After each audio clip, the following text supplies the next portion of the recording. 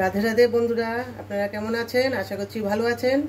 আজকে আমি করে দেখাচ্ছি ইলিশ মাছের মাথা দিয়ে কুমড়ো।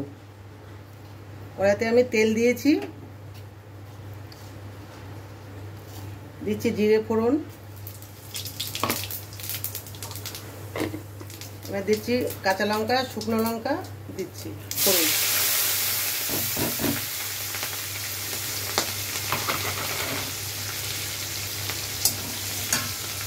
ইলিশ মাছের মাথাটা আমি ভেজে নিয়েছি।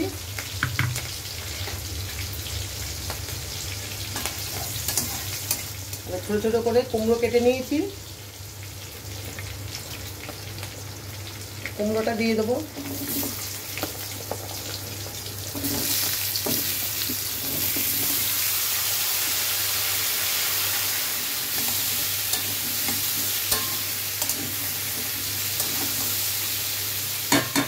স্বাদ মতো নুন দিচ্ছি,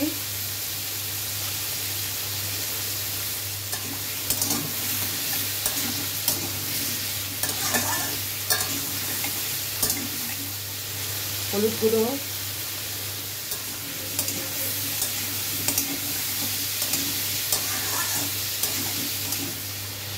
সামান্য একটু চিনি দিচ্ছি,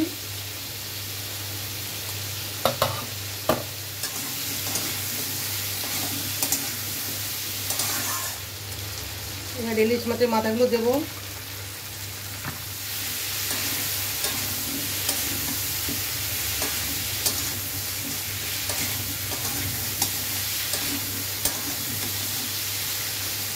জল দেবো না, এবারে ঢেকে দেবো। এটা ঢেকে কষাতে কষাতে কষাতে শুকনো হয়ে যাবে, তারপরে আমি নামিয়ে দেবো।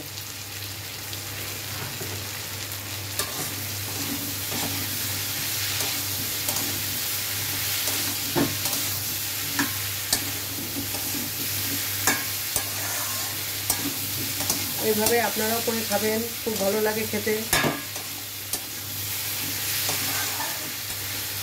এবার একটু ঢেকে দেবো,